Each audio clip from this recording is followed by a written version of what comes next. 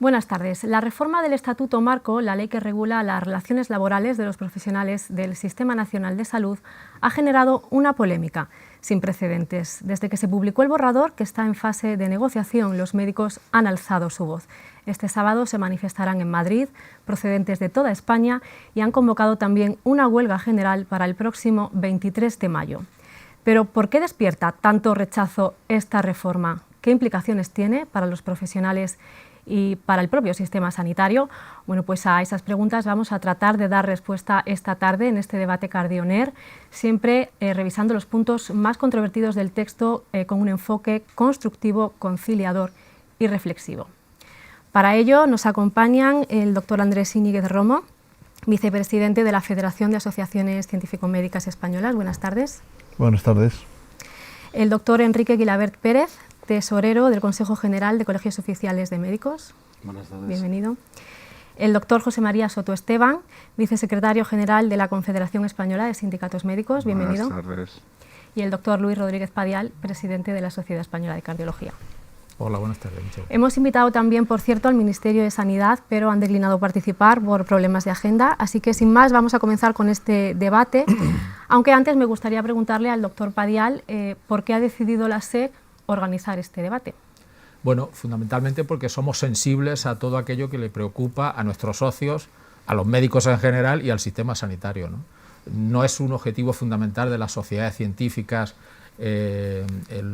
el actuar sobre el sistema sanitario, sí, la formación, obviamente, y preocupado mucho por la calidad también de la atención que se puede ver afectada. Pero lo que sí hemos querido es abrir un foro e invitar a aquellas personas que tienen mayor interés, mayor conocimiento, como son los sindicatos, la OMC y FACME, que nos representa a todas, para debatir estos temas. De alguna forma, parafraseando al romano Terencio, todo aquello que nada de lo que es humano me es ajeno, nada de lo que afecta a los cardiólogos o a los médicos le es ajeno, lo debe ser ajeno a la Sociedad Española de Cardiología. Muy bien, pues vamos a empezar por uno de los temas que ha copado más titulares de prensa. Para saber de qué se trata, me gustaría que vieran este vídeo.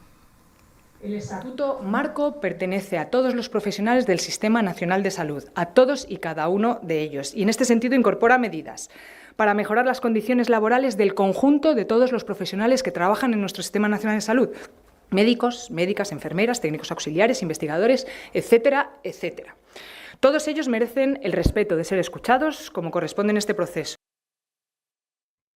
Bueno, pues ahí lo han escuchado. El Ministerio de Sanidad defiende un estatuto común, sin embargo los médicos defienden la necesidad de un estatuto propio que, por cierto, ya tuvieron entre 1966 y 2003, cuando se aprueba el que está ahora en vigor y que está siendo objeto de reforma. ¿Por qué consideran fundamental un estatuto propio para los médicos? ¿No debería priorizarse más el contenido que la forma? Bueno, yo creo que sí que es muy importante el contenido. Es decir, yo siempre, por supuesto, nosotros defendemos un estatuto propio porque entendemos que es la mejor forma de reflejar la singularidad de la profesión médica, el papel del liderazgo y, digamos, la situación central y las características también del desempeño laboral que tienen los médicos. Hay que tener en cuenta que esta es una norma para regular condiciones laborales. Por lo tanto, sí que es importante tener en cuenta esa diferencia fundamental que hay en las condiciones laborales de los médicos con respecto a otros profesionales o trabajadores del Sistema Nacional de Salud. Entonces nosotros ya en el año 2003 se defendió que se siguiera una estructura como la que había previamente, con 3 estatutos diferenciados en función de las características profesionales y de desempeño de trabajo. En ese momento no se consiguió, pero desde luego CENS ha seguido defendiendo ese planteamiento, que además, por lo que estamos viendo, es un planteamiento ampliamente defendido por toda la profesión. Por lo tanto, como nosotros evidentemente lo que queremos es defender a nuestra profesión y nuestras condiciones laborales, pues hemos seguido manteniendo ese criterio. Eso no quita que es evidente que el contenido es importante, es decir, no solo la forma, el que haya un estatuto propio es lo único que nos importa, lo que nos importa también y básicamente es el contenido, y ahí es desde luego donde nuestra organización está poniendo el mayor hincapié. Es decir, a nosotros lo que nos interesa es un estatuto propio que reconozca nuestras características características y que, además de reconocer esas características, ofrezca unas mejores condiciones laborales y profesionales para dar además la mejor asistencia al usuario y mejorar la situación que ahora mismo tenemos en nuestro Sistema Nacional de Salud de falta de profesionales médicos, ¿no? Entonces, nos parece que todo eso va unido y por eso siempre se ha estado defendiendo esa idea de un estatuto propio, que ya digo que es evidente que cuenta con un amplio respaldo en nuestra profesión. ¿Cómo lo ven los demás, doctor Guilabert? Pues, yo estoy totalmente de acuerdo con José María Soto. El tema está que el borrador que hemos leído todos, pues hay tres aspectos claves. Uno es la jornada, otro las retribuciones y otra es esta concretamente, la dilución de la responsabilidad que tenemos los médicos, ¿no? Un médico, para llegar a ser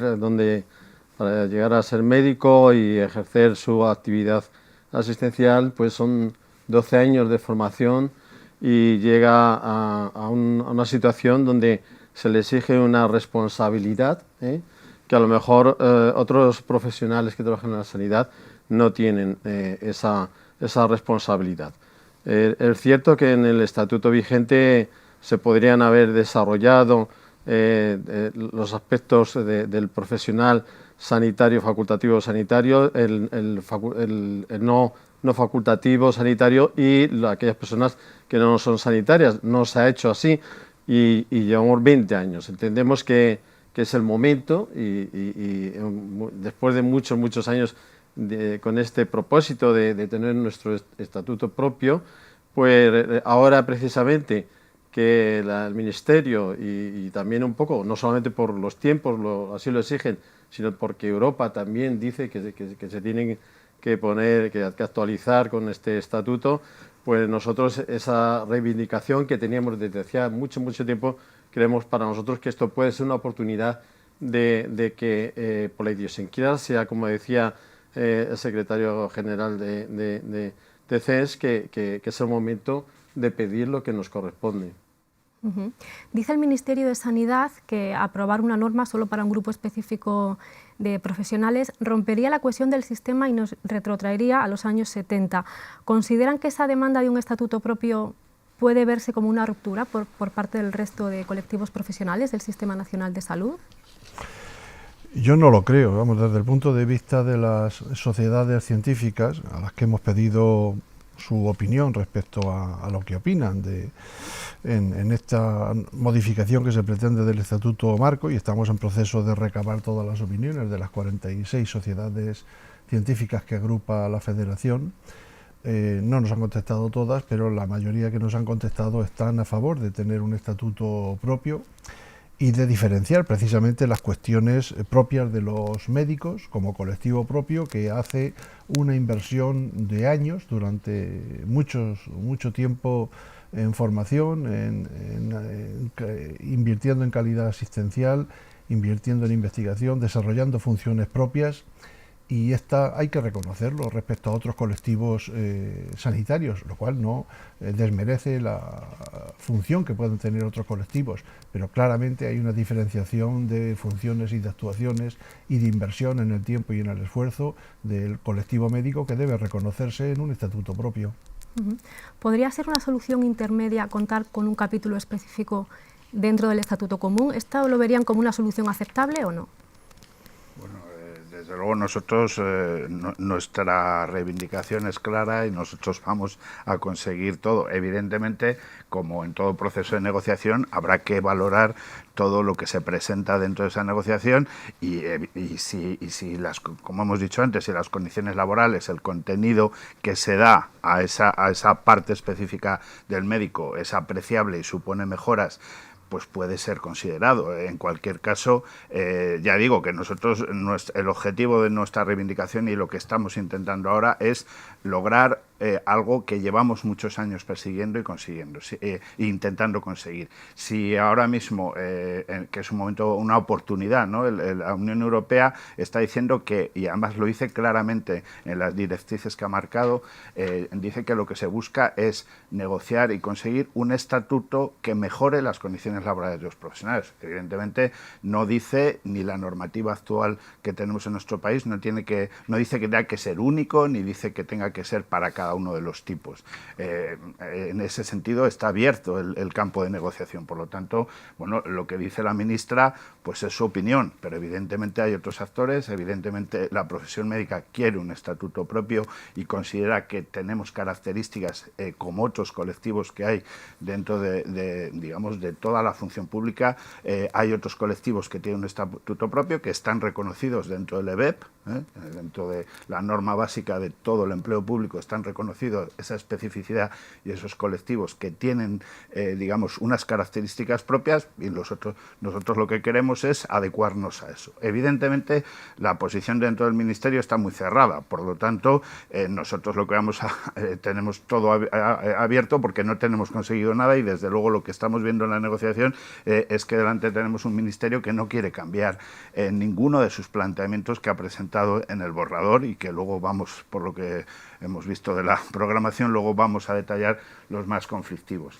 Por lo tanto, pues nosotros vamos a seguir manteniendo nuestra posición de origen, intentando con nuestras movilizaciones y con nuestra presión, y además con el respaldo que estamos obteniendo de las sociedades científicas, de la OMC y de todo el colectivo médico, que esperamos además que el sábado pues lo veamos en la calle, ¿no? Desde luego a nosotros, yo creo que somos profesionales que no nos gusta la movilización dura, que no nos gusta vernos en la calle, que somos más partidarios del trabajo con el paciente, somos más partidarios del diálogo y de intentar llegar a acuerdos, porque eso es lo que prima.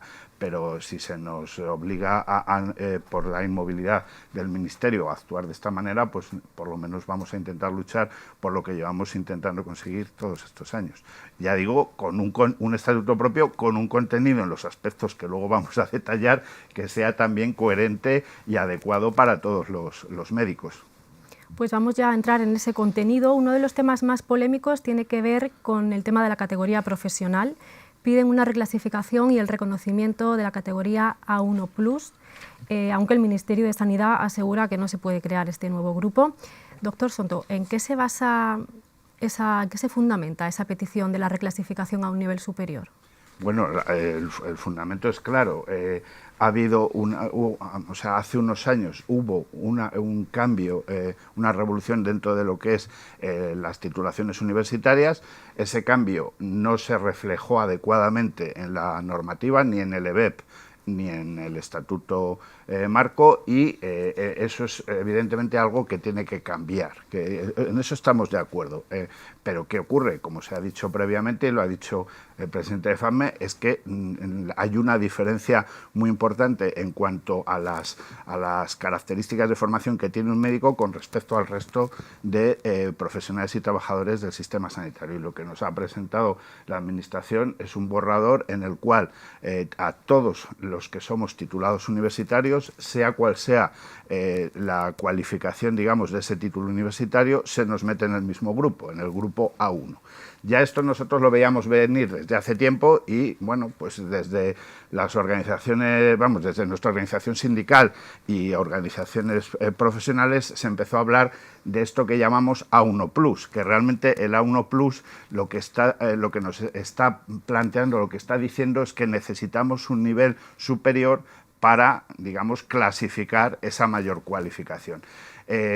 La ministra dice que no es posible ese nivel. Bueno, si tampoco estamos pidiendo que se llame A1+, o sea, lo que estamos pidiendo es que haya una mayor, es decir, que en la reclasificación que nos ofrezcan, y hay distintos planteamientos, incluso ellos mismos están haciendo un planteamiento que podría ser válido si llevara consigo un reconocimiento de esa mayor cualificación, un reconocimiento no solo a nivel del sistema sanitario, sino también a nivel de función pública, y una mayor retribución asociada a eso. Si lo que hacen al final es a los de abajo subir arriba y quedarnos todos igual, pues no estamos de acuerdo. De todas formas, ¿qué opinan todos? A este respecto quería comentar, y lo dice mucho el presidente del Consejo General de Colegios de Médicos, el que no entienda que la asistencia sanitaria a día de hoy, siglo XXI, año 25, es una asistencia multidisciplinar, es que no ha entendido nada, pero tampoco entiende nada aquella persona que no comprenda que el liderazgo recae en el médico. Y esto no es corporativismo, esto es una realidad debido a lo que estamos diciendo, ¿no?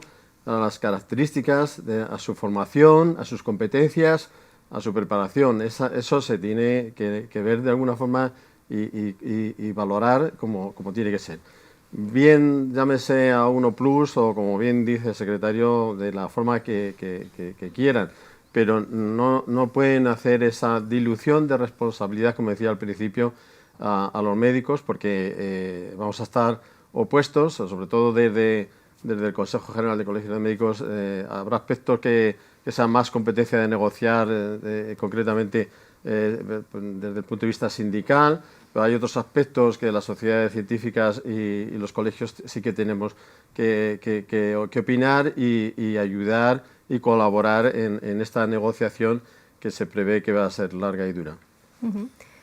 Desde el punto de vista de las sociedades científicas, compartimos esa opinión, porque creemos que el café para todos, la política del café para todos es mala. Es mala porque no reconoce los valores, los méritos ni las actuaciones de los diferentes colectivos profesionales. Segundo, porque la defensa de características especiales en materia de responsabilidad, de formación continuada, de dedicación horaria de los médicos, es muy diferencial, y pensamos que además el hecho de que fuese un estatuto propio y diferenciase estas facetas permitiría individualizar aspectos propios, que de otra manera es muy difícil. Y de todas maneras, desde el punto de vista de las sociedades científicas, el nuevo estatuto tiene que contemplar una serie de características diferenciales que tienen que ir enfocadas no solamente al médico, sino al conjunto del sistema, y que velen por mejorar la calidad asistencial, que velen por la excelencia profesional, por la formación, por la eficiencia, por la seguridad de los pacientes, por la retención del talento. Y creemos que un estatuto diferenciado facilitaría reconocer todos estos aspectos. El hecho de igualar a médicos y enfermeras abre la puerta a que, por ejemplo, si se convoca una plaza, las enfermeras puedan optar a dirigir alguna unidad a nivel hospitalario. Evidentemente, sí. O sea, evidentemente, por eso la clave de todo esto, aparte de un tema retributivo, porque el estatuto lo que está diciendo en un primer término es que no se van a modificar las retribuciones en una disposición transitoria, pero es que eso, o sea, que no se van a modificar para nadie en ningún sentido, pero es que eso no es la clave, y muchas veces la ministra ha salido diciendo lo que abre la puerta esta reclasificación, y como lo hacen ellos, evidentemente, es a que puedan acceder profesionales que tienen una titulación inferior a puestos que hasta ahora se ha estado ocupando con una titulación superior. Pero yo voy más allá, es que este estatuto además, no solo por el tema de la clasificación, sino por otras disposiciones que tiene, está abriendo la puerta a que dentro de los puestos de gestión y o sea, que no se requiera ningún requisito de titulación y de capacidad profesional para acceder a puestos de gestión, que eso a veces no se está incidiendo de forma suficiente, pero que este estatuto lo tiene. Es decir, el hecho de igualar por abajo, como se ha dicho antes, de hacer que todos estemos en el mismo grupo, va a permitir el que puedan acceder a puestos de mayor responsabilidad y con una, digamos, o que hasta ahora han estado en manos de profesionales con una mayor capacidad de gestión, porque está en la propia, digamos, en la propia titulación y en la propia experiencia de esa profesión. Pero ya digo, es que el estatuto en otros artículos está abriendo la puerta a que puedan acceder a esos puestos de gestión cualquier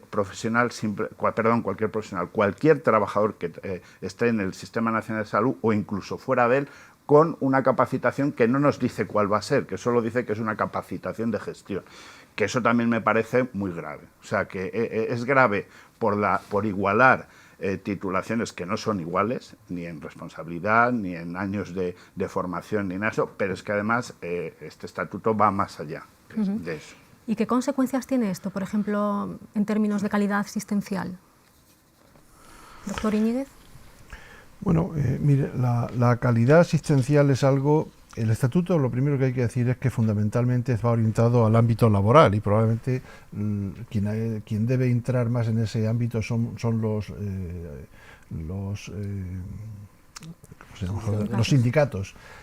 Las sociedades científicas debemos entrar precisamente en la calidad asistencial, pero el hecho de que se diluyan esas características o requisitos de formación, de capacitación, y que se homogenice a la baja pues los criterios para desempeñar determinados puestos o responsabilidades, obviamente puede conculcar la calidad asistencial, porque es que la calidad asistencial debe implicar pues investigar en resultados de salud, debe velar porque el sistema sea equitativo, debe velar por la equidad de los ciudadanos, y esas variables, pues de alguna manera no pueden estar, digamos, minimizadas o infravaloradas a la hora de nombrar a personas en ese tipo de puestos de trabajo sin la cualificación y sin la titulación adecuada. No quiero decir que otras titulaciones no pueden hacer esas labores de gestión o unas labores de gestión, pero desde luego el reconocimiento de quien tiene la máxima cualificación pues debe de hacerse en el estatuto. Además, sí, bueno, yo añadir que es que además hay determinados puestos que exigen una cualificación específica dentro de la gestión, que este estatuto tampoco aclara cómo van a ser, digamos, nombrados o cómo se va a acceder a esos puestos. Por lo tanto, el estatuto lo que hace es diluir competencias, lo que hace es unir grupos por abajo, o sea, hacer que todos estén en un mismo grupo, y eso lo que va a provocar, desde nuestro punto de vista, sí que puede incidir en la asistencia. Hombre, evidentemente la asistencia está garantizada porque los profesionales médicos van a seguir trabajando y van a dar su asistencia de la forma que se lleva dando continuamente, pero evidentemente en cuanto a capacidad de organización y en cuanto a capacidad de gestión, que yo entiendo que son los profesionales más formados, sí puede haber detrimentos o sí puede haber problemas que al final lleguen o acaben incidiendo en la asistencia. Han comentado también ya el tema de la retribución, piden también una mayor retribución. No parece que el Ministerio está muy por la labor, pero si finalmente accediera, ¿qué papel juegan aquí las comunidades autónomas? Porque luego son ellas las que tienen las competencias, ¿no?, en este sentido. Hay un tema aquí importante y es el sueldo base de un médico hoy en día es irrisorio, es ridículo. Nuestro sueldo se basa principalmente en una serie de complementos muy variopintos, porque depende de si estás en un determinado centro de salud, en un hospital, en una comunidad, depende de muchos aspectos, y lo que vemos en este estatuto es que no entra a profundizar en el tema de retributivo, y yo creo que eso tiene que cambiar. El modelo retributivo es uno de los aspectos fundamentales y debemos de intentar ir a esa línea de una retribución similar o al menos que se acerque un poco a nuestros compañeros médicos en Europa. Evidentemente, a mayor responsabilidad tiene que ir parejo también un incremento en las retribuciones, porque el malestar, a tener al personal desconforme y trabajar de mala gana y con eso pues propicia, y sabemos todos, la fuga de personas que se van a buscar a otros sitios, ese aspecto retributivo. También el estar con esa desgana y eso para lo que cobro, pues eso también se refleja, como veníamos diciendo, en la calidad asistencial que se presta al ciudadano.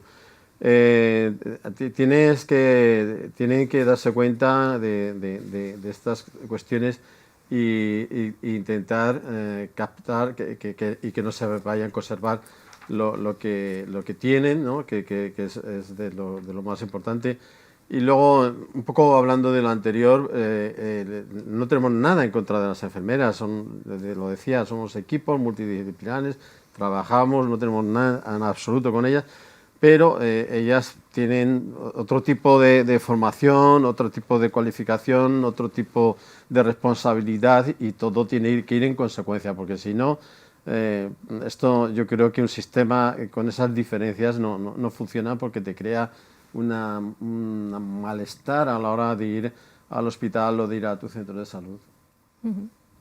Sí, bueno, yo quería decir que el tema retributivo, evidentemente, nosotros pensamos que si hay una reclasificación tiene que haber no una compensación, una reclasificación a su vez de las retribuciones. Evidentemente, esto es una norma básica del Estado que incide, porque el Estado tiene competencias en sueldo base, trienios. Y una de las cosas que ha estado siempre ahí en la negociación, nosotros también pensamos que tiene competencia, porque es así, en la distribución del complemento de destino de los niveles. Los médicos, a pesar de nuestra responsabilidad, a pesar de que nuestro sueldo, como ha dicho Enrique, está formado de 1000 complementos que al final, bueno, pues hacen, en esos complementos estamos, por ejemplo, en complemento de destino, en la parte más baja del nivel que nosotros ocupamos, lo cual es llamativo cuando por encima. Entonces nosotros en la negociación lo que estamos es intentando colocar al médico primero donde queremos que esté, que es en una situación que por su formación y por la responsabilidad del trabajo que tiene, entendemos que debe cobrar de acuerdo a ese nivel, y si desde luego se están estableciendo reclasificaciones que hace que el resto de categorías desde abajo suban, pues evidentemente tiene que haber una subida también de la categoría del médico en aquellas retribuciones que son competencia estatales, que por supuesto repercutirán en las autonomías, pero tendrán que ser dotadas presupuestariamente desde el Estado. Y luego, ya digo que además pensamos que hay recorrido en cuanto a los complementos de destino, que también se marcan o se pueden marcar esas horquillas desde el Estado, porque esos complementos lo que marcan son precisamente los aspectos donde somos diferenciales, que son la responsabilidad, la especialización, la penosidad, es decir, marcan aspectos donde evidentemente el ser médico y las características de nuestra profesión son un factor diferencial. Entonces, todo eso es lo que estamos intentando conseguir, pero no desde un punto de vista de es que solo piden dinero, no, fundamentando nuestra petición en una serie de características y de planteamientos que son obvios y que también van relacionados con un estatuto propio, porque probablemente si tuviéramos un estatuto propio, eso se vería como en esas otras categorías que tienen un estatuto propio y que está reconocido, o un estatuto o una normativa propia, porque a veces no es un estatuto, que están reconocidos dentro de la norma básica de función pública que se le ve. Yo creo que es perfectamente factible. Quizá añadir otro aspecto en relación a las retribuciones, y es que no parece lógico que determinadas, o a igualdad de funciones, a igualdad de competencias, a igualdad de responsabilidades o de trabajo, pues haya una inhomogeneidad o una inequidad en lo que es la cantidad que puede percibir un profesional. Por tanto, una de las funciones del Ministerio y de este estatuto debería ser homogeneizar y poner las mismas cantidades a la misma responsabilidad, al mismo trabajo, a las mismas competencias. Eso debería ser básico. Y sobre todo, quizá aprovechar esta oportunidad pues para cambiar algo que es un sistema estrictamente burocrático, funcionarial, estatutario, a un sistema en el que las retribuciones también pudieran estar basadas en competencias y que se reconociesen esas competencias y el desempeño de esas competencias. Y desde luego, desde el punto de vista de las sociedades científicas, para eso sería muy importante que incorporasen aspectos muy vinculados a los resultados en salud, a la calidad asistencial y aspectos también de formación, que supongo que hablaremos de formación. Continuamos en este Cardioner analizando el anteproyecto de ley del Estatuto Marco, y vamos ahora con otro asunto, porque el contenido del borrador, que hace referencia a la jornada laboral y a las guardias, tampoco convence al colectivo médico. Vamos a ver un vídeo que ha tenido bastante repercusión en redes sociales. Se plantean cambios que nos perjudican y no se atiende a nuestra mayor reivindicación respecto a las guardias de 24 horas. Somos el único colectivo en el que la hora extraordinaria se paga a un precio inferior a la guardia ordinaria y, para colmo, son obligatorias y no cuentan para la jubilación. Jornadas de 24 horas que afectan a nuestra satisfacción laboral, a nuestra conciliación familiar y, sobre todo, a la atención a los pacientes. Bueno, pues respecto a la jornada laboral, se fija en 48 horas el límite máximo semanal. Dice el Ministerio que ahí están incluidas todas las horas, las ordinarias, de guardia. Sobre este asunto, aunque parece claro, ¿cuál es su principal reclamación? Porque 48 horas a la semana, desde luego, es mucho más que lo que trabajamos cualquier otro profesional. Bueno, si quieres contesto yo. Bueno, por supuesto, vamos a ver, habría que empezar diciendo que el límite de 48 horas es un límite basado en una normativa europea en la cual deja bien claro que es una situación extraordinaria. Aquí lo que estamos, porque la situación ordinaria serían 40 horas semanales. Aquí estamos hablando de una media, porque no es 48 horas semanales, estamos hablando de que en una media de 4 meses tú hagas 48 horas semanales, pero hay semanas que se pueden hacer 60, 70 o 100. Entonces, estamos hablando, y lo dicen muy bien, y sobre todo lo dicen muy bien la gente más joven que está interviniendo en las redes sociales y que estamos viendo, pues que es una petición, es un clamor dentro de la profesión que eso hay que solucionarlo. Hay que solucionarlo y además en general se está hablando más de solucionarlo en cuanto a la cantidad de las horas y la calidad del trabajo que se puede realizar en esas horas, mucho más que en el tema retributivo, porque la mayor parte de lo que se está pidiendo es que se reduzcan esas horas o se racionalicen esas horas. Entonces, bueno, nosotros ahí hemos preparado una batería de peticiones porque este estatuto nos derrumba todas, es decir, todas las cosas que teníamos preparadas, todo lo que CENS tenía pensado de acuerdo a la jornada, o sea, con respecto a la jornada laboral, pues este estatuto o nos lo deja igual o nos lo empeora, encima con un argumento, porque la ministra ha sido la principal defensora antes de ser ministra de muchas de las cosas que nosotros ahora estamos defendiendo, y resulta que prometió que el máximo serían 17 horas y en el estatuto, por supuesto, aunque ella dice que sí, por supuesto miente, porque no es el máximo 17 horas, sigue manteniendo unos límites que son exagerados, que van por encima, que están por encima de toda la normativa europea, o todos los aspectos fundamentales, que es el tema de las horas de localizada, es decir, las guardias localizadas no tienen ningún límite, y además es que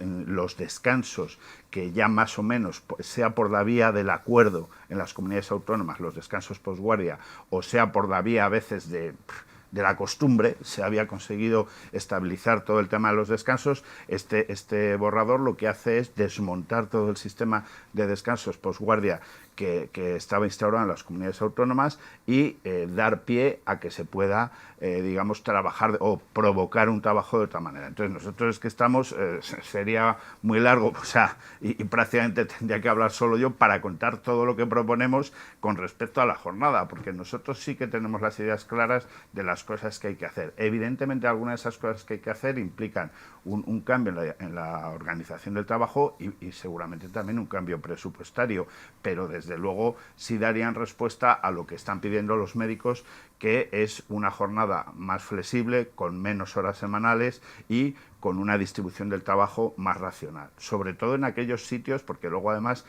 estamos ante un borrador que mantiene la rigidez, que yo creo que se ha hablado. Uno de los problemas que tenemos en nuestro sistema es que es un sistema a veces excesivamente rígido y funcionarial, y yo creo que ahí es una de las situaciones en que es este tipo de jornada, la jornada que tienen que desempeñar los médicos, unido a la falta de médicos, nos tiene que hacer pensar en sistemas más imaginativos y no tan rígidos, porque no es lo mismo la situación igual pues en un centro de salud de un pueblo donde igual se pueden desempeñar 24 horas seguidas, que la situación de una unidad de cuidados intensivos de un hospital de máximo nivel, donde igual los periodos de descanso son prácticamente nulos. Entonces, este borrador lo iguala. Entonces, todo esto es inadmisible. O sea, el apartado de jornada para CENS, desde el primer momento que lo leyó, y yo creo que para el colectivo médico en general, fue lo que más enfadó, lo que más molestó y lo que más hizo que la gente se levantara, porque todos, bueno, algunos igual de forma demasiado ingenua, pensaban que sí que era una oportunidad de cambio, y el hecho de que lo que se nos haya visto aquí es un cambio, pero a peor, pues ha hecho enfadar a la gente. Este estatuto no ofrece ninguna mejora en cuanto a jornada, incumple los límites de jornada europeos, no soluciona nada, empeora los descansos, y cuando habla la ministra de el límite a 17 horas es que primero es falso, porque el propio estatuto dice que la organización de ese límite de 17 horas en una transitoria dice que se hará en 10 años y como quieran las comunidades autónomas. Es decir, el principal reclamo que ha usado la ministra para decir que estaba haciendo algo porque él estaba limitando la jornada de 17 horas, en la realidad eso es falso. Entonces, esto nosotros vamos a plantear todas las alegaciones que tenemos con respecto a todo el tema de jornada. Pensamos que sí son posibles, es decir, nosotros pensamos, por ejemplo, que las guardias localizadas se pueden limitar, organizar y racionalizar, porque hay sistemas y en otros países lo han hecho. También pensamos que las horas de guardia en Europa, en la mayor parte de los países, tienen límites inferiores a los que hay aquí en España, y hay formas de racionalizar y organizar eso. Entonces, lo que queremos es decirlo, explicarlo a la ministra e intentar que vaya en ese camino. El problema es que nos encontramos con un muro, es decir, no hay ninguna capacidad de negociación, aunque hemos convocado una huelga precisamente para tender la mano y buscar una vía de negociación con el Ministerio. Desde el Ministerio lo que se nos dice es que no se nos va a recibir, a pesar de que es una obligación legal. O sea, si un colectivo, un sindicato convoca una huelga, la normativa de este país dice que ese sindicato, esa organización, es un interlocutor al que hay que con el que hay que negociar, con el que hay que reunirse con el comité de huelga legal que se plantea, y lo que nos está diciendo el Ministerio es que no nos va a citar y no se va a reunir con nosotros. Por lo tanto, todo esto que nosotros tenemos que decirle de la jornada, pues no sé si lo podemos decir, se lo vamos a intentar decir a través de los medios, y por supuesto se lo vamos a decir cuando lleguemos al momento en la negociación del ámbito, pero entendemos que es un asunto muy importante, no se debería tomar, digamos, entre comillas, a pitorreo, como yo creo que se lo está tomando la ministra, pensando que además está haciendo algo bueno, porque parece ser que nos está planteando propuestas que según ella son mejores que lo que había, pero esto es totalmente falso. Es verdad, lo que ha dicho, vamos, nosotros desde el Consejo creemos que de los aspectos más importantes que tenemos, y es el decreto de jornada, para nosotros es esencial, y lo ha explicado muy bien. Yo no voy a entrar en materia, pero me resulta curioso lo de la negociación, aunque no es la pregunta, pero sales un poco saliéndome, si me permites, salir de que parece mentira que los que realmente están negociando muchas veces no somos los médicos los que estamos con el problema y los que queremos decir, cuidado, que esto se está haciendo mal. Y resulta que por circunstancias, porque hoy por hoy el sindicato mayoritario que representa a los médicos es la Confederación Estatal de Sindicatos Médicos de España, y resulta que la capacidad que tenemos de eso. Entonces buscas una alternativa, que es esta, de decir, bueno, pues vale, si no puedo ir a la mesa a decirte lo que queremos los médicos, pues busco una alternativa, y resulta que pues ahora nos vienen con esta situación tan peculiar, ¿no? De que no quiere. Entonces, bueno, eso desde luego a nosotros nos parece inadmisible que una obligación legal no la quieran cumplir. Es decir, si hay un colectivo que hay un conflicto, porque eso es evidente, y por eso estamos una de las razones de que estemos en reuniones como estas, es que hay un conflicto. El conflicto es evidente y se ve en la calle y se ve en los medios. Pues lo que tiene que hacer cualquier gobernante medianamente cualificado es intentar solucionar el conflicto y negociar sobre ese conflicto. Y esto, pues parece ser que no lo quiere hacer el Ministerio. ¿Y valorarían como modelo alternativo al que hay, que no funciona, de las guardias de 24 horas y demás, los turnos rotativos, o esto no se contempla? Bueno, nosotros pensamos que hay soluciones que no implican turnos. Entendemos además que el tipo de trabajo del médico no es un tipo de trabajo a turnos. Es decir, puede haber en determinadas situaciones o en determinados especialidades que podría, pero desde luego nos parece que hay otras soluciones, y nosotros, de hecho, no existe en la mayor parte de los países europeos que yo conozca, excepto en especialidades o en situaciones muy concretas, un trabajo a turnos. Por lo tanto, si en los países de nuestro entorno, que tienen sistemas sanitarios por lo menos de alta cualificación y parejos a los nuestros, o incluso peores que los nuestros, otros mejores, pero que su organización, hasta algunos que tienen en el sistema público y en el sistema privado, tienen sistemas de organización y ya digo que salvo alguna especialidad no existen turnos como conocemos los turnos de, por ejemplo, de otros colectivos, de enfermería o de celador y tal, nosotros pensamos que hay otras soluciones válidas que implican una organización del trabajo racional, que hace que los médicos trabajen un número de horas que permiten desarrollar su trabajo en la máxima capacidad y que no implican estrictamente turnos, pero tampoco es una cuestión, es decir, yo entiendo que los turnos es algo que tiene que ser también, digamos, negociado y pedido por el colectivo, que no creo que es lo que pida el colectivo. Lo que nosotros pedimos es una distribución racional del trabajo, unos límites de jornada también racionales y parecidos a los que tienen otros ya voy a decir, no, otros trabajadores. Es decir, no conozco trabajadores en este país.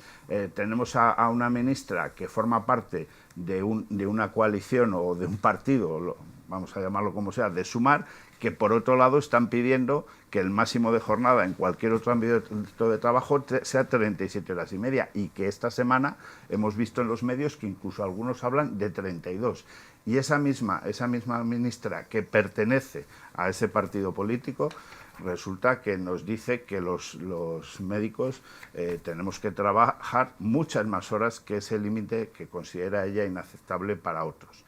Nosotros también hemos pedido a varios miembros del gobierno de los que depende este asunto, hemos pedido reuniones a grupos parlamentarios también para explicarles la situación y para decirles, bueno, que comprendan que nosotros, los médicos, también somos trabajadores, porque evidentemente desarrollamos un trabajo muy cualificado y que hacemos muchas más horas que mucha otra gente que está trabajando dentro de nuestro país y dentro del propio sistema sanitario. Y eso se tiene que tener en cuenta, porque además la salud de todos los ciudadanos depende de eso. Entonces yo entiendo que es un asunto que hay que tomárselo muy en serio y no pensar que se va a solucionar de bobilis, porque no va a ser así. Yo creo que hay una fuerza muy importante por parte de los médicos más jóvenes que se ven esos vídeos. Hay uno también buenísimo de un chaval, un compañero, pero es que para mí es un chaval, que explica cómo no ve a sus hijos, o sea, y lo que ocurre. Y es muy llamativo, a mí me gusta mucho ese vídeo porque da el aspecto humano. Es decir, lo que está contando él es cómo lo ve él como persona, no como médico, sino como un trabajador, porque eso es lo que tenemos que tener en cuenta, que estamos trabajando muchas veces en unas condiciones que otros trabajadores no lo harían. No lo harían.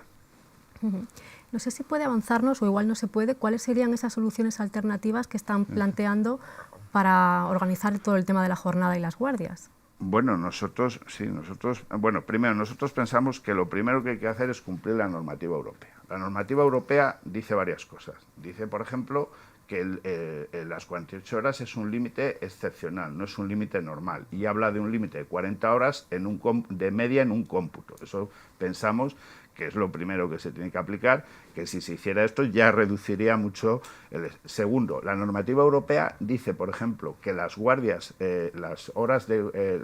localizadas en las cuales se exija una presencia inmediata, como es el caso de las guardias localizadas de los médicos, y además este estatuto deja claro una cosa, porque lo pone, el anterior no lo ponía, que la presencia tiene que ser, o la actuación tiene que ser inmediata, el tiempo necesario para acudir, cosa muy importante, porque si te exigen eso, primero, es un tema legal, es un tema que va a tener sus consecuencias, pero segundo, la Unión Europea dice que a partir de que se hace eso, esas horas de localizada son horas de jornada. Y aquí lo que nos está diciendo este estatuto es que no se computan a no ser que se desarrolle un trabajo efectivo en el centro. Por lo tanto, pensamos... Tercero, la Unión Europea marca unos aspectos de salud laboral referentes a la jornada, es decir, que hay que cumplir, que este estatuto incumple, y nosotros pensamos que eso es lo primero que se tiene que cumplir. Es decir, tenemos que ser respetuosos con la normativa de la Unión Europea, porque estamos dentro de esa Unión Europea y debemos respetar eso.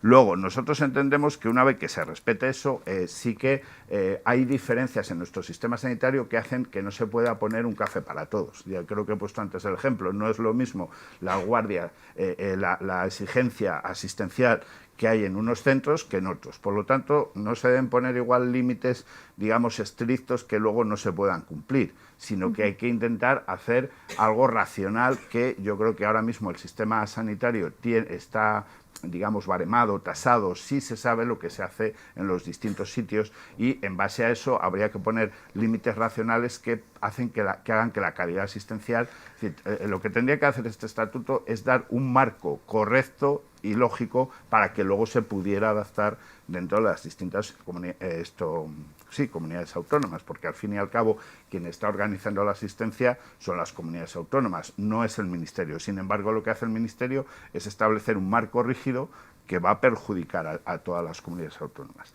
Y luego, en aspectos concretos, bueno, pues nosotros ya sí planteamos, pues por ejemplo, que si en aquellos sitios que sea posible, pues las guardias sean voluntarias. Planteamos también que el tiempo de jornada, o sea, que lo que es la jornada ordinaria se considere jornada ordinaria, sea la misma que la del resto de profesionales y trabajadores del sistema sanitario, y todo lo que esté por encima se considere horas extraordinarias, porque este mismo borrador por primera vez dice que hay horas extraordinarias, pero dice, digamos, que hay horas extraordinarias para los demás profesionales, porque para los médicos en esa situación lo que hay es horas de guardia, ¿no? Si hay horas extraordinarias, las tendremos que tener para todos. Tendrán que estar controladas y tendrán que tener una retribución, como es lógico y hay en cualquier, digamos, otra parte del sistema laboral español, retribuidas, como dice el compañero, retribuidas por encima del valor de la hora ordinaria, porque es un trabajo de mayor penosidad, porque se hace en situaciones de turnicidad o de nocturnidad. Bueno, tenemos más ideas, pero es que tampoco quiero acaparar todo el debate yo, ¿no? Entonces, por supuesto, el tema de jornada es fundamental, lo ha dicho Enrique, es la base y es lo que, desde mi punto de vista, hace que este estatuto sea inaceptable. Y dejando ya el tema de la jornada y las guardias, aunque da para mucho, vamos con otro de los asuntos que más polémica ha despertado, es el tema de la exclusividad en sus dos vertientes, la que afecta a los jefes de servicio y mandos intermedios y también a los jóvenes especialistas que acaban de terminar su formación MIR. Me gustaría que escucharan a la ministra de Sanidad. Un director de un colegio, luego por la tarde no se va a otro colegio, ¿no? Alguien que trabaja en una cadena de televisión, luego por la tarde no es director de otra. Quiero decir, es bastante entendible y hay conflicto de interés. Cuando un profesional está en el hospital trabajando su jornada ordinaria por la mañana, luego por la tarde habrá algunos que les guste el golf y que se vayan a jugar al golf, otros que les guste seguir en la actividad asistencial y se irá a la consulta o a ver a pacientes o eso. Lo importante es que lo que se tiene que fijar es que si cumple por lo que le pagan, que es su jornada ordinaria, el resto del día es libre para que cada uno haga lo que considere, pero vamos, eso es un contrasentido absoluto. El coartar libertad de actuación o de hacer lo que consideres, lo que propicia, y yo creo que aquí han errado el tiro, porque esto claro que tiene unas consecuencias que propician a lo mejor pues que si hoy en día hay dificultades en algunos hospitales y con algunas especialidades que se están planteando el decir que no sé qué hacer, si seguir aquí o me voy al otro lado o qué, pues esto evidentemente lo que va a propiciar es que el sistema público se pueda haber descapitalizado con el tema de recursos humanos, porque les obliga a lo mejor a optar, ¿no? Me parece absurdo. Primero, el principio de libertad lo tiene que mantener. Una persona fuera de su jornada laboral puede hacerlo o debe hacer lo que él quiera. Y por otro lado, pues evidentemente ese conflicto de interés, vamos, no lo veo por ningún sitio. Es un tema que ahora recientemente se meten un poco con todo lo privado, con las universidades, con lo otro y en este caso con la medicina privada. Pero si ellos tienen alguna queja en algún punto concreto, pues es ahí donde tienen que ir a subsanar los problemas que tengan en ese servicio en concreto y darle solución a los problemas que tengan.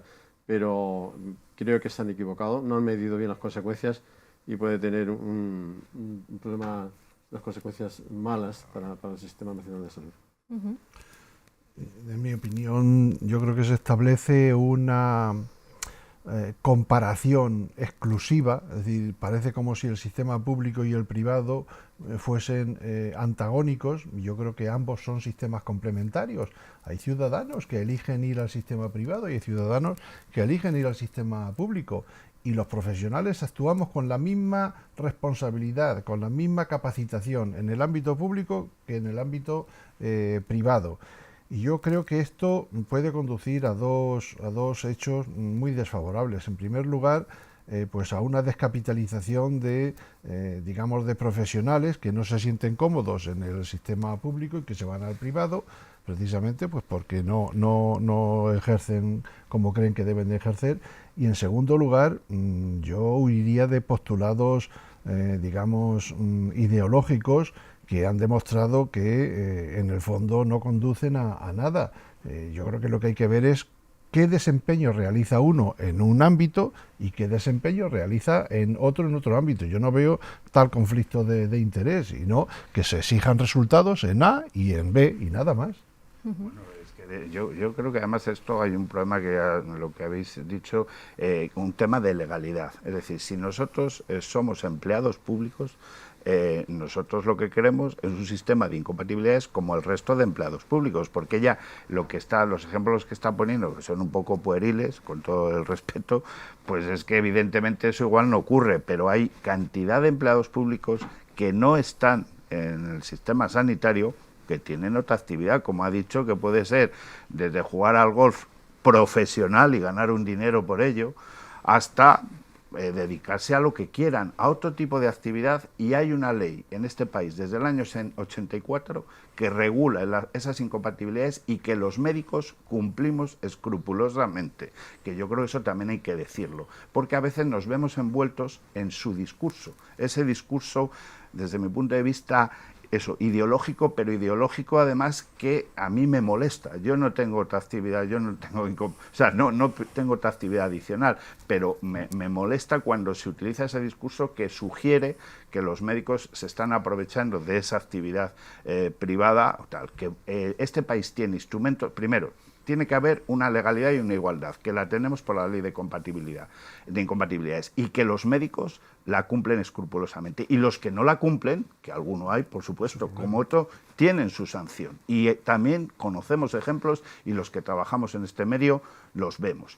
Y segundo, hay un tema que se sugiere eso, como que hay un chanchullo, que se está aquí y que siempre están, y eso es completamente falso, porque también está regulado legalmente, y a los que incumplen esas situaciones, que también los ha habido y los hay, se les sanciona y se actúa en correspondencia. Por lo tanto, el hacer que todos los médicos estén bajo el paraguas y que nos sugiere ella de que todos estamos inmersos en este mismo chanchullo, según ella, para mí es algo totalmente inaceptable.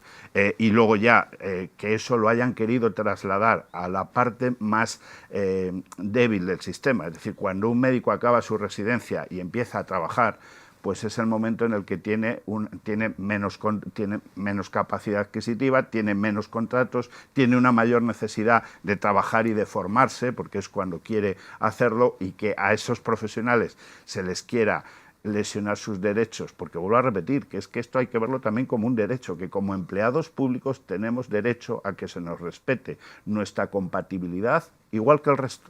Y para mí eso es evidente. Y hay normas a porrillo y hay casos que impiden que ese presunto chanchullo que parece que cometemos todos se haga.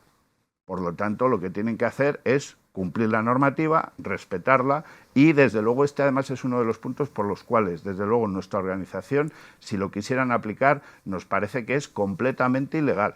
Es decir, que cuando lo quieran aplicar, actuaremos frente a ellos si lo hacen, aunque frente a la ley no podemos actuar porque solo se puede recurrir frente al Constitucional, pero frente a la aplicación de determinados aspectos de esta ley, sí, y desde luego nosotros ya advertimos que lo haremos, porque esto, primero, va contra la libertad de esos profesionales, va contra su derecho a la compatibilidad y, tercero, por supuesto que va a producir una descapitalización. Las comunidades autónomas que siguen manteniendo un sistema de este tipo, algunas como Murcia, lo han tenido que quitar, porque al tener esta situación se ha producido una descapitalización de los jefes de servicio y jefes de sección que en algunos casos se han ido al sector privado porque no han querido mantener esta situación. Entonces no tiene sentido, no tiene ningún sentido.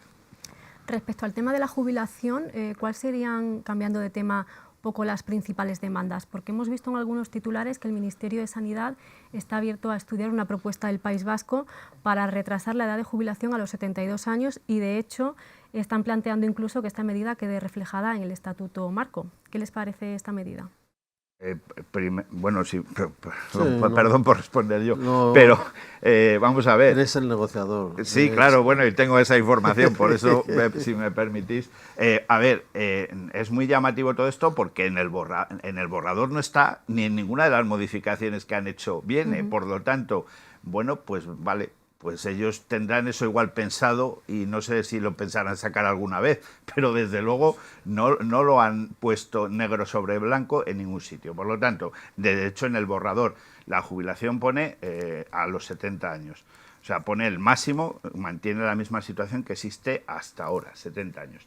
Nosotros como CENS, por supuesto que entendemos que hay que modificar la jubilación de los médicos, es decir, de los médicos y probablemente en este sentido de muchos otros profesionales sanitarios que están sometidos también a unas condiciones de penosidad. Y nosotros, de hecho, hoy hemos estado elaborando las alegaciones porque mañana en la reunión, en una de las cosas que se va a hablar, probablemente llegaremos a estos artículos de jubilación y nosotros vamos a plantear un sistema de jubilación, como llevamos pidiendo, como tienen el resto de trabajadores de este país, que es que todos los trabajadores de la sanidad y los médicos estamos marginados porque no tenemos jubilación parcial y la tienen el resto de trabajadores. No tenemos capacidad de jubilación anticipada y la tienen el resto de trabajadores. Y además se nos quiere limitar o de alguna manera se limita o se politiza en algunos casos la jubilación forzosa, porque todos hemos sido testigos como cuando en determinados sitios profesionales que querían seguir desempeñando su labor profesional y tenían capacidad sobrada para hacerlo, se les apartaba del sistema. Eso ha provocado determinadas situaciones y ahora parece que como hay una carencia importante de médicos hay que subir la edad de jubilación. Bueno, esta es una propuesta que nosotros siempre hemos llevado. CENS nos parece que dar una jubilación flexible que puede ir en un marco entre 60 y 70, 72 años, en los cuales el profesional, en función de su capacidad y de su deseo, de lo que quiera hacer, debe poder tener opciones de elegir. Y nosotros en la negociación de estatuto vamos a plantear propuestas razonables de acuerdo a la legislación de este país, que ya tiene sistemas de ese tipo, y vamos a intentar conseguirlo. Desde luego, me parece que esto de los 72 años, con todo el respeto que puede ser aceptable, estamos continuamente en el ámbito de la chapuza, de poner parches y no de abordar el problema de una vez. Puede ser aceptable, no tenemos, al revés, CENS lo ha planteado, alargar a los 72 años, pero vuelvo a repetir que nosotros vamos más allá, queremos un sistema de jubilación flexible en esos límites y que se den los instrumentos para que los médicos tengamos el mismo sistema que el resto de trabajadores, no queremos ninguna excepción.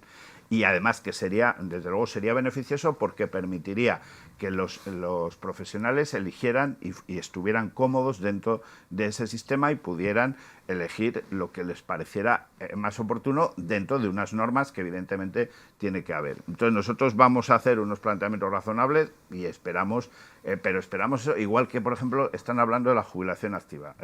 La jubilación activa el 31 de diciembre de este año termina. Tenemos a muchos profesionales que han elegido ese sistema, médicos de familia y pediatras de atención primaria, y que no saben todavía a día de hoy, aunque parece ser que sí lo van a prorrogar, cuál va a ser esa situación y de qué manera se va a organizar. Entonces nosotros lo que estamos pidiendo es que todos esos tipos de jubilación, que hay unos cuantos, se regulen adecuadamente. Por supuesto, sean voluntarios, cuando se pueden ser voluntarios, no se obligue a nadie a escoger y que se regulen adecuadamente para que se reconozca el trabajo. Una de las cosas que también nos piden los jóvenes, que sale ahí, es no me computan de cara a la jubilación. Es muy llamativo. Yo a esa edad no pensaba en la jubilación, pero está bien que ellos piensen. Está bien que ellos piensen. Exactamente, todo llega, porque mira, ya estamos ahí. Entonces, lo que nosotros estamos, claro, se pide de una forma igual, porque no se conoce la normativa, el sistema que hay en nuestro país no permite que a tantas horas que haces tanto te computen en jubilación, pero nosotros lo que hemos desarrollado es un sistema de coeficientes que es perfectamente válido, que ya está recogido en otras profesiones y que vamos a intentar que se aplique y que se reconozca la penosidad de nuestro trabajo, las guardias que se hacen, y no solo eso, la turnicidad y nocturnidad que implican también esas guardias. Bueno, estamos llegando al final del debate. Creo que el doctor Padial quiere añadir algo. Depende si ya estamos terminando o no. Yo lo único que quería decir, que no quiero intervenir mucho, porque creo que los que conocen el tema sois vosotros, pero sí quiero transmitir que la Sociedad Española de Cardiología está totalmente detrás de FACME, apoyando a FACME en sus propuestas y apoyando las propuestas tanto del Consejo como de los sindicatos en este caso, ¿no? O sea, dejar eso claro, porque no he intervenido porque ya estamos varios de las sociedades científicas y los protagonistas son ellos. No sé si nos hemos dejado algún tema clave en el tintero. Creo que el doctor Íñiguez apuntaba algo sobre la formación al inicio. Bueno, es que aunque el estatuto fundamentalmente contempla aspectos laborales y de hecho pues el principal interlocutor en la negociación son los sindicatos, yo creo que es una obligación, que dado que el fin es servir al ciudadano, pues qué mejor forma de servir al ciudadano que velar porque los profesionales que están implicados en ese estatuto estén altamente cualificados y se vele porque la formación sea la más adecuada, incluso contemplando pues lo que llevamos años detrás de ello, que es la recertificación periódica. Entonces yo creo que eso es algo que el estatuto debiera de contemplar y si alguna función tiene el Ministerio es la de velar por la equidad, como he dicho antes, y la equidad no solo significa equidad en la asistencia, sino equidad en la formación de los profesionales, de forma que incluso equidad en la financiación de esa formación de los profesionales y no descargar esa responsabilidad en agentes terceros que luego se critican. Bueno, proporcionen ustedes también los fondos adecuados para que esa formación sea equitativa, sea para todos los profesionales y sea con las características propias que los profesionales necesitan y el servicio demanda. Y dentro de la jornada laboral, evidentemente. Lo mismo que también la investigación debería promoverse que estuviese integrada dentro de la jornada laboral. Sí, bueno, en esa línea decir que nosotros estamos completamente en esa línea y hemos intentado en dos vías. Una, la vía laboral, que esa formación se reconozca, esté en la jornada y sea coherente con los objetivos laborales y con el desarrollo profesional del médico. Eso también es importante, que no hemos hablado, pero el desarrollo profesional, la carrera profesional, está incardinada en todo este tema formativo y tiene que estar relacionado con ello, no aparte de ello, y que sea un tema de mera antigüedad. Y luego, en una segunda línea, que es la Ley de Ordenación de las Profesiones Sanitarias, que tiene unos aspectos formativos que nosotros, aunque no estamos directamente, pero como cada vez que el Ministerio nos llama, vamos también intentando en esa línea coordinar con lo que se está negociando en este estatuto, porque hay que tener en cuenta que este estatuto, cuando se publicó en el 2003, venía acompañado o había tres leyes a la vez, que fueron el Estatuto Marco, la Ley de Cohesión y Calidad y la Ley de Ordenación de las Profesiones. El Ministerio, aunque no de forma muy explícita, está hablando, y dentro de lo que estamos hablando dentro del ámbito, se habla también de la Ley de Ordenación de las Profesiones Sanitarias, y desde luego nosotros vamos en la línea de lo que estás diciendo tú, lógicamente, de que esa formación, por supuesto, tiene que ser coordinada, tiene que estar dotada financieramente por el propio Ministerio o a través de la normativa que haga el Ministerio por las comunidades autónomas, ¿no? Que son las que dan. Entonces, nos parece que es un asunto totalmente descuidado. Y luego el asunto de la investigación igual. Nosotros en varias alegaciones, y algunas se han aceptado, eso sí es verdad, algunas de las alegaciones que se hicieron en la primera ronda sobre el tema de investigación, pocas, sí que se han, bueno, recogido parcialmente, pero nosotros somos más ambiciosos y queremos que eso quede, porque nos hemos centrado, digamos, en lo más conflictivo, pero es que este estatuto son 100 y pico artículos con sus disposiciones que recogen muchísimos aspectos y que además de alguna manera se está queriendo dar la vuelta al sistema sanitario con este estatuto, y eso también tenemos que ser conscientes de la política, o sea, quiero decir, de que a través de ello el Ministerio de Sanidad, que tiene una ideología, está queriendo dar la vuelta a muchas cosas, y ahora mismo nos estamos centrando en lo más conflictivo, que es lo laboral y lo que ha provocado la respuesta, pero que debemos ser conscientes de todo eso. Y un aspecto que me gustaría resaltar en el ámbito de la formación es la necesidad del reconocimiento de que la formación en capacitaciones específicas, de acuerdo al tipo de trabajo y a la especialización que uno tenga, debe hacerse absolutamente a través de las sociedades científicas, y por lo tanto deben ser las sociedades científicas las que más papel puedan tener en esa formación inicial o en esa formación continuada o en la recertificación, porque nadie, si alguien es el aval del conocimiento, son las sociedades científicas, si alguien tiene ese aval, por lo tanto sería una oportunidad para reconocer eso. Ya para terminar, porque vamos un poco pasados de tiempo, me gustaría que cada uno en muy breve, 15 segundos, nos dejara su conclusión, así a modo de titular. Si les parece, comenzamos por el doctor Íñiguez.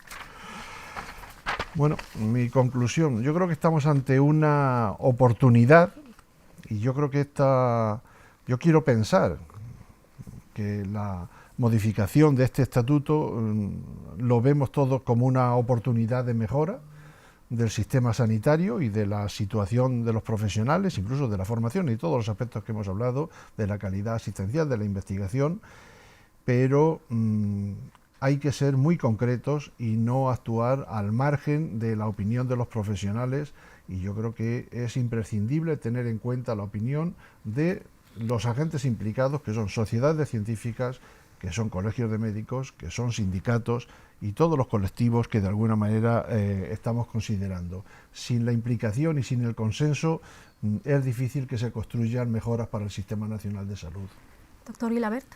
Bueno, en este caso estamos en el mismo barco y cuando hablamos del foro, precisamente estamos sociedades, colegios, sindicatos, a mayores estudiantes y decanos, y todos coincidimos en que efectivamente es el momento de parar un borrador, un proyecto de decreto que claro, si tenemos en cuenta que el que tenemos en vigor lleva 20 años y si ahora mismo se aprueba para otros 20 años, tenemos que la gente joven, la gente que decía Chema, se tienen que dar cuenta de la importancia, porque nosotros hemos analizado, estamos acostumbrados a que en varias ocasiones nos ha intentado agredir y si no somos capaces de parar